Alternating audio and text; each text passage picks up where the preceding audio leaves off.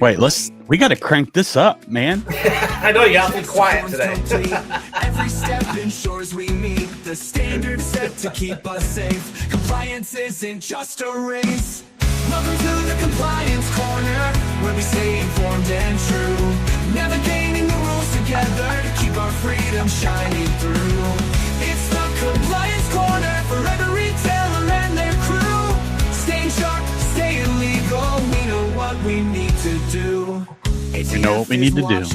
They're on our side, helping us ensure we abide by the laws that govern our trade, so our businesses can thrive and not fade. Good stuff, man. This is good stuff. Checks, audits too. We're here Got a whole to catalog guide now, you don't you? through the paperwork and all the files. Together we can walk these miles. Welcome to the Compliance Corner, where we stay informed and true. Navigating the rules together to keep our freedom. So, Tony, the reason I wanted to hop on here is because something came up yesterday and I forgot to bring it up to you. Some shenanigans going on in Colorado. It's like we win this massive battle, which you're seeing play out right now. My gosh, are you seeing a lot of stuff play out since the election or since the inauguration? Yeah. This has been the fastest 30 days that I can remember, and I've been following politics like since I was in my 20s. You know what I mean? Yeah. And this is just monumental, everything that's going on. But we think we win something, and then what happens? We get to the point where we're back to these states, which I think that's the way our nation was set up, right? Our nation was set up. The states are supposed to have more power than the federal government. The federal government was supposed to step in when states overstep their bounds. You know what I'm saying? So we're back to that, but it's frustrating because it's like, are we not over this stuff yet? Why do you guys keep attacking these inanimate objects? It blows my mind. And I don't think at least in our timeline, I don't think we're ever going to see that end. I don't think we're ever going to see that change. But certainly Colorado, they have certainly lost their minds in Colorado. So I certainly feel bad for our customers, our cohorts and business partners and that up in Colorado and gun owners in general, because it's looking ugly. Tony, I always thought, especially when they started talking about bans on magazines or magazine capacities and stuff, I'm thinking, okay, this is happening in Colorado. Nature is going to take over and let you know that they don't care about your little laws or your feels, right? Because nature, Colorado's a hard state, man. I mean, there's some hard people that live there, and you start telling them, hey, you don't need to go out there with more than 5 or 10 rounds. And they're like, hey, man, we have grizzly bears. I don't know if they have grizzly bears, but I know they have bears. They've got some really big things out there in nature that they're like, hey, I need more than 5 rounds. I need more than this. And I always thought, hey, this stuff's going to be squashed really quick because Colorado is made up of, some alphas, right? And I think I'm wrong. I think the closer we get to this utopia of we live in this, and it's like if we were to go back 100 years ago and look into the future and see what we see now, we're like, oh my gosh, that's a utopia. You don't have to worry about anything. You just run 2 miles down the road to the super center and you have everything that you could ever want. I think we've been lulled into a false sense of security. And I think common sense needs to make a comeback. And I think it will. Yeah, it certainly, I hope so. And I certainly hope some of the other trends we see hopefully go in the right direction and knock down some of this and that. But it's definitely scary the way it's going. We knew the fight over firearms control and stuff was going to move largely to the states. That's mostly where it's gone to, because typically at the federal level, they can't get a ban passed, typically is what it's been. So we knew it was going to go to the state level, and that's exactly where the fights are going. I think I said this once before, and the fact there's a lot of states, us over here, that are close to California, the Colorado, Idaho, Colorado, Utah, Arizona, and stuff like that, largely, still pro-gun and everything like that. But politically, the footprint is that they attack those population centers, Phoenix, Denver, stuff like that, and they start to turn those population centers, more liberal and things like that as it goes. They're being able to twist those arguments the other way. And it's sad because, New York, California, we've seen this trend. Illinois, it's those cities, these large cities with the population base that wind up with the power to make laws and control the elections. Meanwhile, that's not what life looks like in the rest of the state or, in the country and everything. Life is vastly different in New York if you get out of New York City.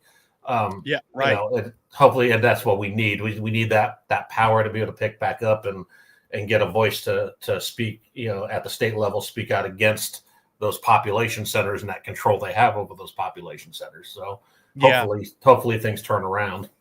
And just to show you how ignorant I am about, you made a good point. Once you get out of New York City and go out into the state, it's like, hey, not everything in New York State is New York City, right? Yeah. I think it was last year. Is that when we went to Illinois? Could have been something like that.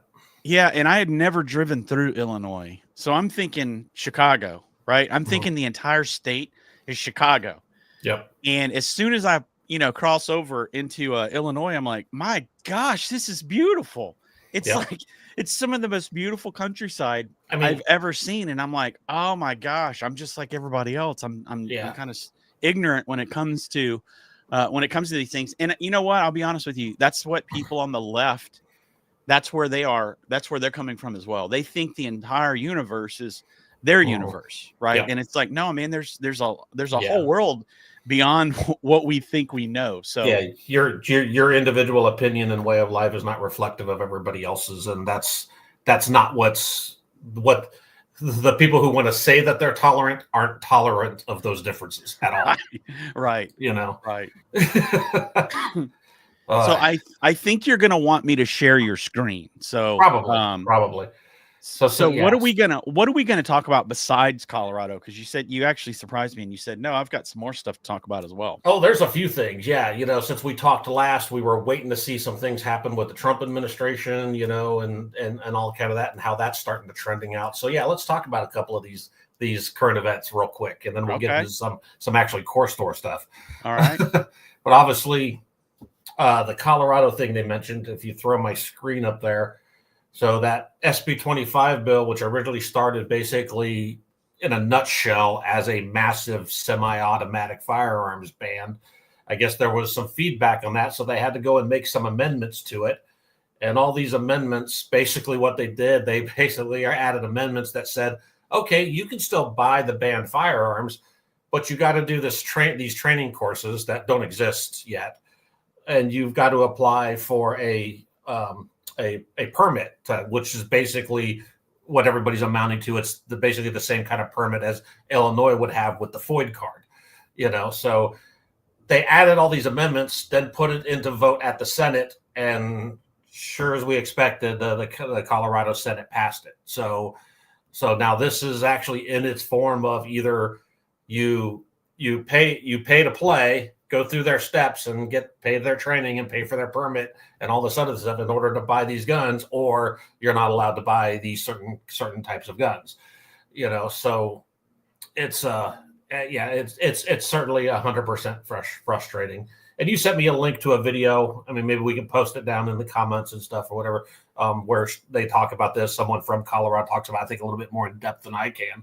But yeah, certainly frustrating. It's, of all the amendments they could add, it's a licensing scheme, Yeah. And what's sad, and I'm not going to make the connection, but when healthcare was a big deal and they came out with the Affordable Care Act, and then you found out that the people that were writing the law were actually the insurance providers. Yeah. Right. And it's like, wait a minute, that seems kind of weird. And I hope that we're not going to do that. I hope that those, that the training base in this industry would be the most vocal when it comes to this, even though it would be a moneymaker for you. You know what I'm saying? Yeah. If you can start offering a class and charging for it and up your anything that restricts our rights, we need to kind of stand up to and say, I don't care about the money. You know what I'm saying? Yeah. I would love to make more money, but I don't want to make money and it be a detriment to your right to do something that we all think is codified, right? It's, hey, this don't touch our Second Amendment. So Right. I'm hoping that, the people that are in the know and not bureaucrats, the actual firearms community and the people that actually do the training and stuff, I hope they just stand up and say, hey, this is sure trainings. I would love for people to get more training. I've been around unsafe people. I've been around people that don't know what they're doing, but that think they do. But that's not how freedom works. I mean, freedom's dangerous, offensive, and quite frankly, some people don't like it, but when it starts touching your little world, then you start getting all defensive, and we all need to be like that. Defend your freedom. So 100%.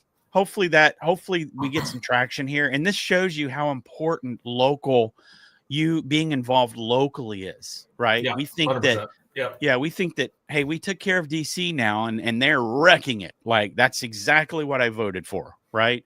Yeah. But we need to worry about our house now, right? We need to worry about our local elections and whatnot. So hopefully people wake up to that and become more vocal. And we can always hope that legal action would stop some of these bills in the long run. But keep in mind, I mean, law's got to go into place and there's got to be somebody who's suffered damages as a result. So, I mean, these are legal processes afterwards can take years to resolve. So we can be stuck with something. And even if we do eventually win, that could be 4, 5, 6, however many years down the road. Right. Yeah. Right.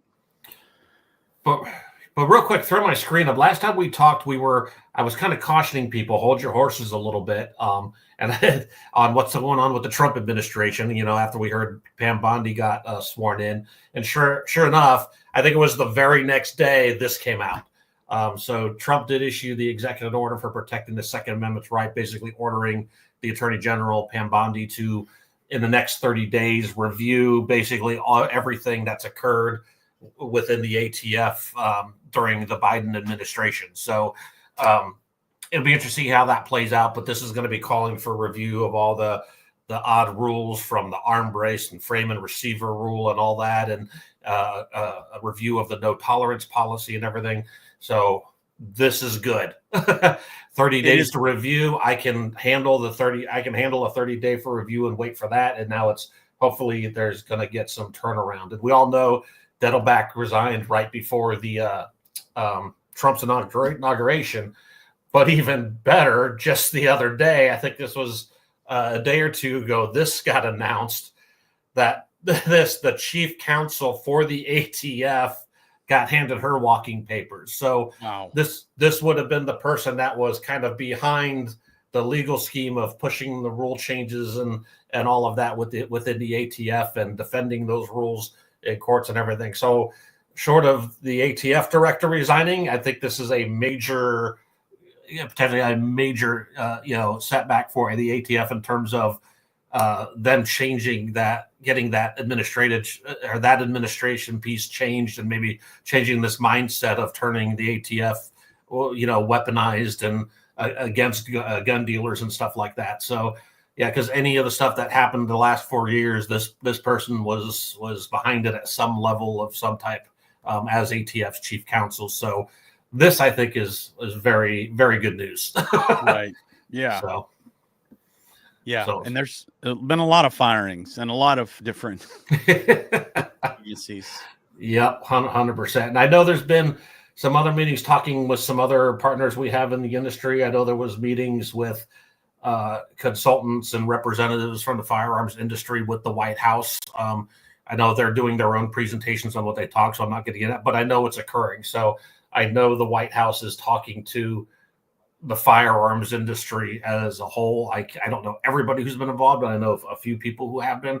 So that's awesome. I've been thinking if they're reviewing those rules, getting rid of some of these people out of the way who have been behind some of this rulemaking and stuff, and then actually seeking, guidance and seeking insight from the industry itself, I think that's huge. So yeah, I did see. I think it was yesterday. I saw Donut Operator and the AK guy, and they were sharing pictures of them in front of the White House. So maybe the influencers, which the influencers are usually the most, because they get called out, right? If you put a video online and you're an idiot, you're going to get called out. So these people kind of know what they're talking about. So I'm glad that at least those people, because the previous administration, those people would be nowhere near the White House. So at least this administration showing some friendliness towards these people. So that's a good thing. 100%. So so hopefully I think things are going to be moving hopefully in the right direction for the industry. Like I said, state level legislation, I think it's just going to be a headache, because even last time we talked, I think New Mexico was even introducing something that's going the same lines as Colorado. So we got to watch for those precedents. If Colorado can get this passed, that's going to set a precedent for everybody else to follow, just like we saw with Washington and Illinois and everything else going on. So hopefully that stalls, but hopefully the progress with overhauling the ATF keeps up. That's good. Yep. So let's talk a little bit about some actual coreware stuff now. Specifically, let's talk about, because last time we talked about don't lose your guard yet. We're still waiting for things to happen again. That executive order, 30 days to review. So let's play within that. And we know the inspectors have been out in force. So let's talk a little bit about that inspection process a little bit in terms of things you as dealers using CoreStore should know and be able to get ready for when you know that inspection's coming up. Kind of just the general overall, it's when you do get an inspector, don't be an obstructionist. Give them space, give them room, give them a place to do their work. Ultimately, most everybody I talk to, and myself included, recommend giving them the opportunity to get in, get what they need, and get out, and just get that done and over with as quick and easily as possible. If you're printing 4473s, 100% get the last 12 months worth and get that somewhere stacked somewhere where it's accessible to them, so they don't have to go hunting for it and looking for it and everything else. But when we look at actually some things you should know in CoreStore itself to have ready to go for them, and we'll just touch on a couple of those things right now. And the first thing is your ATF user login. So if you go into your employees list, and this is a training store, so keep in mind there's a lot of weird data, but everybody has some kind of ATF user login created. This is a default thing that is added into every instance of CoreStore. And if we go into the edit on this, you can control what it's named, customize it, and specifically set a username and password specific to you. And then permission-wise, the only things you'll see, you go into the FFL permissions, see ATF mode, which restricts them to a read-only access, the manage 4473 so they can look at 4473s, and search bound book so they can look at the bound book records as they exist in the system. That's all they're going to have. So if you have an IOI that's wants to do, if you're doing all electronic, and if you have an IOI who's comfortable doing their electronic stuff, you can hand them this username and password you set. You can let them log in through your CoreStore URL, and they can go to work, and you can just sit back and guide them through it and show them where they need to get the access. We've had a few dealers recently that have done this process and worked them, and they came back and said it worked great. It was the easiest inspection they had everything at their fingertips, and they had a great time. Now, it's still likely you might still get IOIs who still want a printed bound book. And in fact, they might even ask just, hey, show me what a printed bound book, just so we can make sure, look at the format and show that it's compliant. So how to get to that? So if you go into your reports, go into your bound book reports, and right at the first top, go bound book report here. And this is easily where you can access. So for the bound book, you can select which books you want to do. Typically, if they're going to want it for inspection purposes, they're going to want everything at your current location. Remember, locations is what you see up here. So if they're inspecting that one, typically that's what they're going to want is everything at your current location. And then you can set your time frames. You can do an all time. The one I think I have the best luck with in terms of data they like to see is go acquisition date range and change that out for show the last year. Select disposition all time, and that gives the best mix of data. These are a bunch of other fields, so you can run. This is set up so you, even as dealers, can run this report any way you want to do double checks of stuff and everything. But in terms of stuff to give to consider printing out, or that sometimes I see IOIs asking for, is acquisition and disposition notes. If you're including those notes in, you can opt to include those in on the report. And sometimes we get requests for corrections. Now, there's another report you can run for just corrections itself, but you can also mark this to include corrections as well. And you can export this to Excel or into a PDF format. I think most of the time they ask for it in Excel because it filters easier. But just if I hit a quick submit on this, you can see it gives a total number of acquisitions, a total number of dispositions, and then gives you this format. So, and you can see the headers here are what is required in that ATF compliant format, and the data it presents going down. So if they want a printed, or if they want an emailed Excel form of that bound book report, that's where you go to get that. Other spot I see is sometimes they'll ask for a 4473 report. So same thing, reports, bound book. If you go into 4473 report, you can set your date range. So if I want to do the custom, they want to see it for, say, the last year, I'm just going to set that back to 2024. And here in status, left blank, the status will give everything. We'll list every 4473 you have. But if you don't want to show them new, if I just want to show them the completes and the invalids, however you want to filter that out, or if you just want to leave it as everything, you can leave it. You can leave it all there. And again, same thing. You can export to Excel or PDF. But if I hit submit, this is going to get a list of all those 4473s for you. Biggest reason I've seen, I always want to see this, is just because they want to see these NICS numbers attached. No, these are not real NICS numbers you see in this screen. So again, keep in mind, training stores, so weird data. But yeah, a lot of times you'll see that here. And even in this view, you can open this up and see the gun. We don't have the tile here that gives you the total of 4473s. I'm hoping to get that added at some point. But if you just export the report to Excel, you can just count your fields and count your lines and get your total of the 4473, because a lot of times they want that number as well too. So those are some quick basic reports that, when the inspection's coming, give them access to the system. So you can do that through that user login. Know how to print those reports, and know where to show them and go. And if you're printing forms still, get those forms access. Those right there are probably the 3 or 4 biggest things right out the door. If you have all that ready for them when they walk in, or within minutes of them walking in, it says, hey, can you get me this? That's going to show them right off the bat that, hey, these guys are prepared. They know what they're doing. It sets that tone right off the bat. If they walk in and you're, hey, can we get a bound book report? And they're like, I don't know how to print that. Let me find out. And you have to come to support, and it takes you a while to do that. That's already putting them at guard to, okay, what's going on? So be prepared, know how to do this at the outset, and when they walk in the door, be able to produce these sources right away. Okay. So real quick, Tony, if you could send me over that hierarchy for each of those steps, and I'll include those in the comment, or not the comments, but the description, so you can go down and it'll say what to do if you're for an inspection, right? Yep. And let me ask you this, and I'm maybe putting you on the spot, and I'm not going to promise anything, because the programmers will get really mad at me. I've gotten in trouble in the past for saying, hey, let's do this.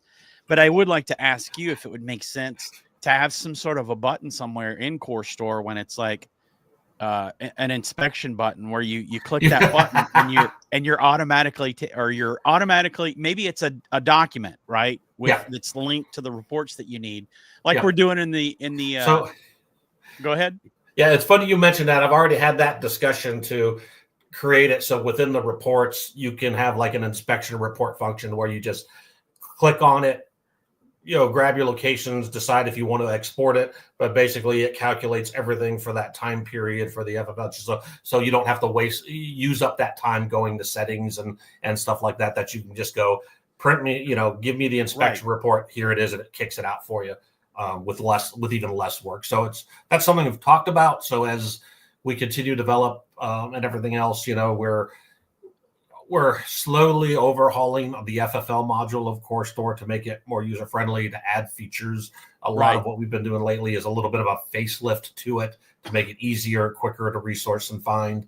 And then obviously some checks and balances built in to look for missing data in fields and stuff like that. So, but some of this some of that other kind of stuff, again, we'll be addressing as we go. So it's a constant process. Yeah. So keep your eyes open for that. Keep your eyes open for any new features we may be adding to CoreStore, because we're trying to make your life easier, right? You should just be moving product, and that's what we want to make as efficient as possible. So if one of those things includes, hey, I need these reports, I'm going through this inspection, whatever, we want to make that as easy as possible. Let me know in the comments below, are there any other things that we could do to make your lives a little bit easier? Whether it be, hey, this report or that report. And also don't forget, we obviously have a dedicated place where you can do that. I think it's within CoreStore, so you can go there and make those requests as well. But you can do it in the comments below as well, and someone will see that and we'll see what we can do. But Tony, was there anything else that you wanted to cover? Because we're less than 30 minutes right now. Wow, amazing! I figured we would be long today. We're not, dude. We're doing really well. No, yeah, that's it. I think that's the points. I think that's the major like current events. Things are progressing with some of the things we were already watching. So and just again, staying on the alert, keeping up, and doing what you're doing. Like, keep your guard down. Nice. Do you have any closing words? I didn't even. Again, I'm letting you down because I didn't prepare anymore. I like you when you're winging it. So wing it. You know what? I have the random screensavers, so if you want to show my screen again, they can get some weird. Now, I'll warn you, these are not always work appropriate, but that's what's currently on the screensaver. That is true. I have learned, and we're creatures of comfort. That's a real thing. And the more comfortable we are, we're constantly trying to make things easier for ourselves. And that's a good thing when it comes to our solutions for you. We want to make it easier for you, but just as human beings, man, that comfort is a killer, right? Yeah. If we don't put ourselves in hard situations, we don't grow. And I'm preaching at myself right now. I'm not judging anyone else. I am the king of searching for comfort. And so that hit me hard, man. Thank you. I needed to see that. So I guess with that, we're going to see you hopefully next week. If we don't have anything to talk about, obviously we're not going to come on. We don't want to waste your time. And I think with that... Yeah, I don't want to come and talk about nothing, but... Yeah, we don't want to talk about nothing. So with that, we are going to we're going to back out. Enjoy your weekend, everyone. Right. Thanks, Joel. Thanks, everybody. Thank you. To the Compliance Corner, where we stay informed and true, navigating the rules together to keep our freedom shining.